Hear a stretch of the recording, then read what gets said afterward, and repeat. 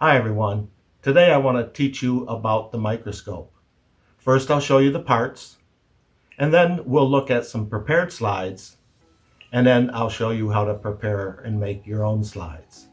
Let's take a look at the parts. First we have the eyepiece, then we have the arm, nice and strong. Then we have the objectives. There's 4 objectives here, different powers. And then the stage where we put the slide. Then we have 2 adjustments here that raise and lower the stage. This is the coarse adjustment knob, and this is the fine adjustment knob. And then we have a lamp or a light. Sometimes there are mirrors that you reflect the light. I have worksheets that you can download that you can practice writing the parts. One more piece that I like this particular scope and for viewing for us later. I'm going to take this eyepiece out, and then I'm going to put in a camera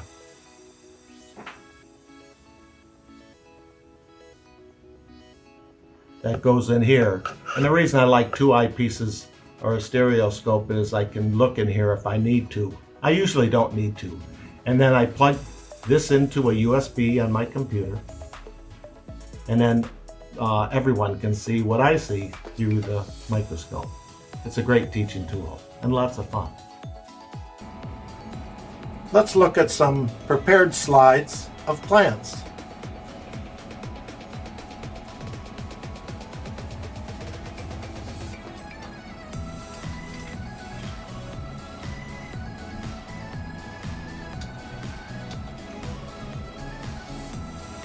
This is an onion epidermis.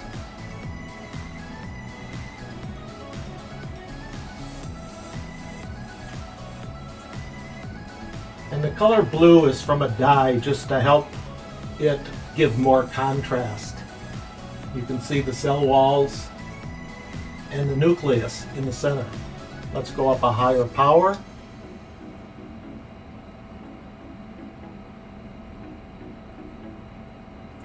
And you can see the nucleus a little better of this onion epidermis. And it's easy to make your own slides with onion. I'll do that another time. But these are all prepared slides, so it's easier to show you. There's the nucleus and the cell walls of an onion epidermis. Let's take a look at a sunflower.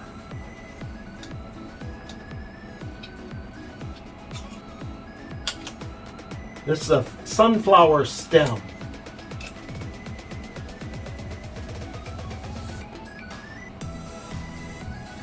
And the shapes of the cells are a little different.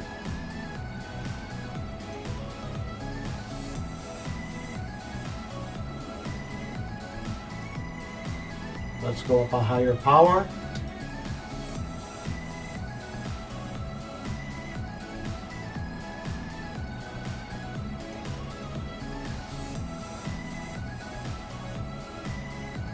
And one more.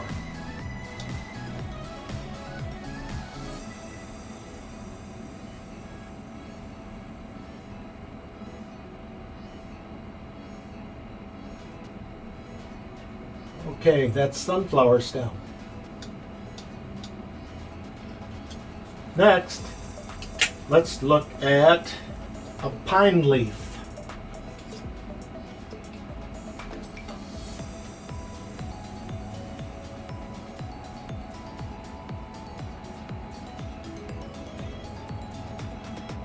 That's interesting, different shades.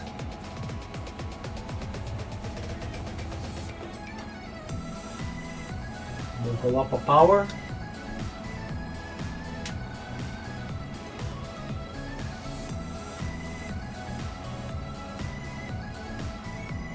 And you can see where it's sliced more thinly. It's hard to get a good slide. So that's why I like to use these prepared slides.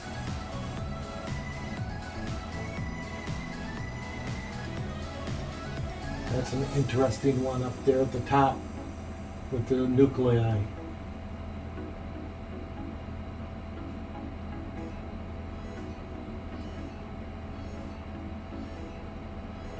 Okay, so that's pine leaf. Next, let's take a look at a pumpkin.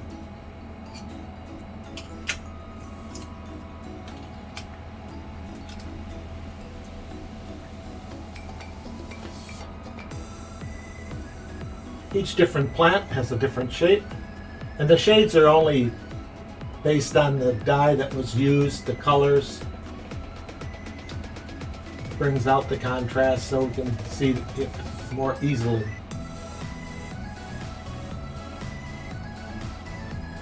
And the shapes of the cell membrane and the cell wall look healthy or unhealthy in most cases by good consistency and good shape.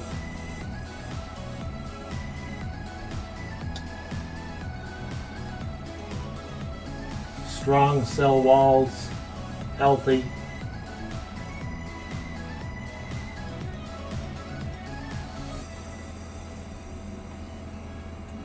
And lastly, let's take a look at a mushroom.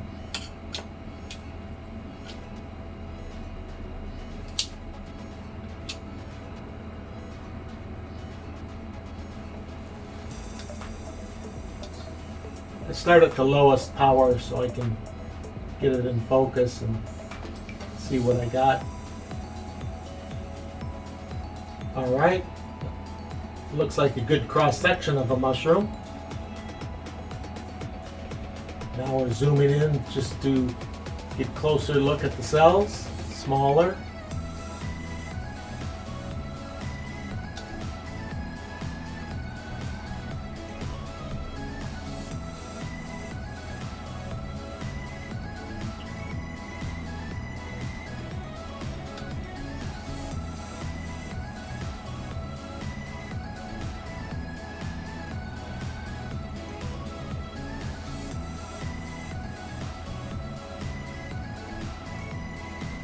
Okay, let's take a look at some animal cells. These are plants. Now let's take a look at some animals. First up, we have a honeybee worker, the leg.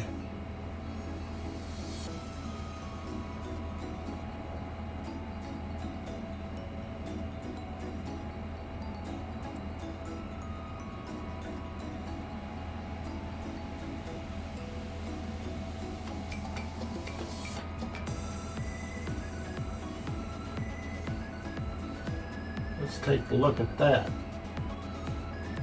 Zoom in a little tighter.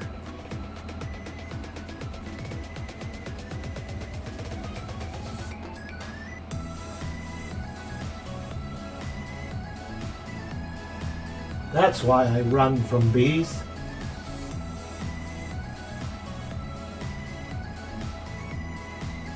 This is the leg.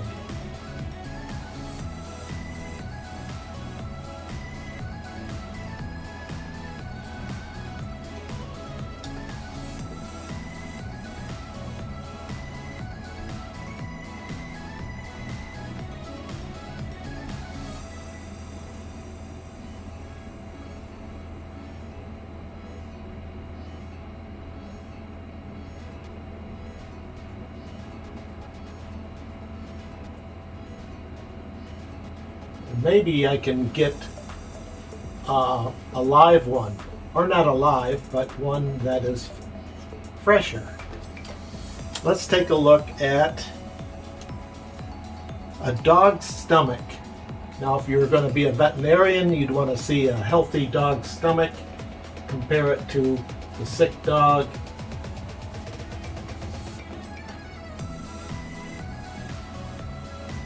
Take it down so I can find it.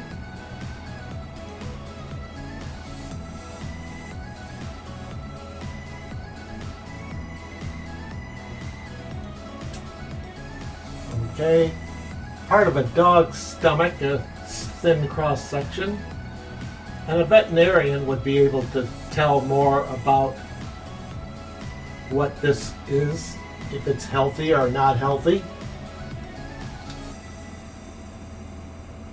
if it's diseased or not diseased by the cells. And we'll take it one higher.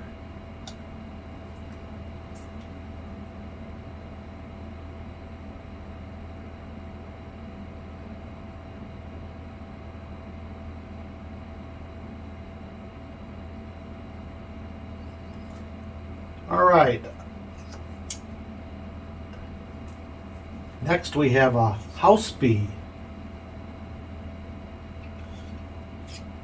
Don't really know if they mean a fly or what a house bee is.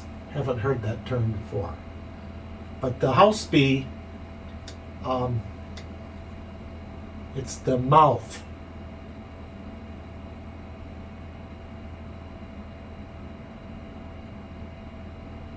Okay, that looks like the head there.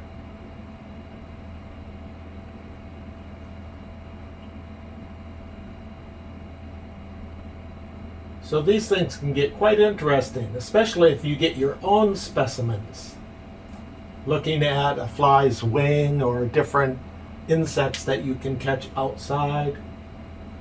It's kind of fun to look at under the microscope. So let's zoom in on that part.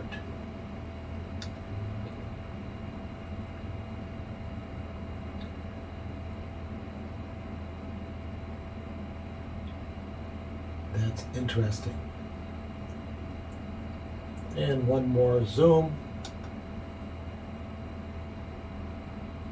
And we'd see the hair fibers.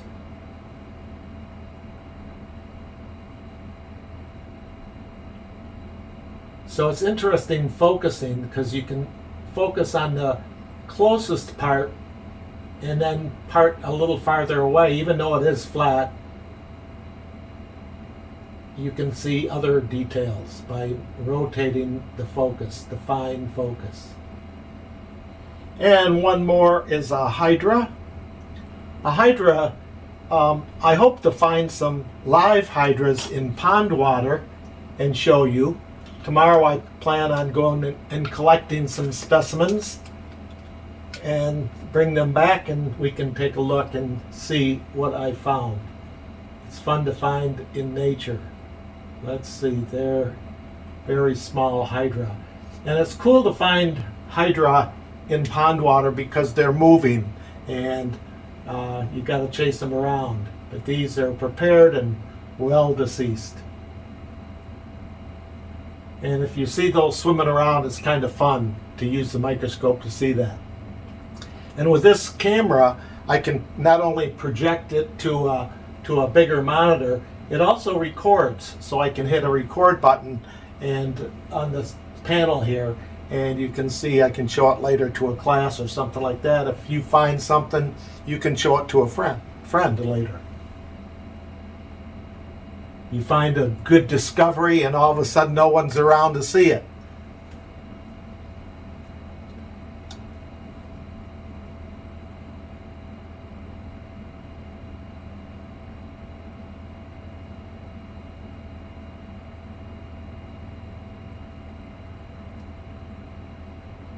So that's a hydra, and I hope to see a live one tomorrow. So there you have it for today. Tomorrow I'm going to go to the beach and collect some water samples and different samples and maybe some bacteria off surfaces around, and I'll take some video and you can watch that, and then we'll bring it back here and test it and take a look at what I find out there in nature under the microscope.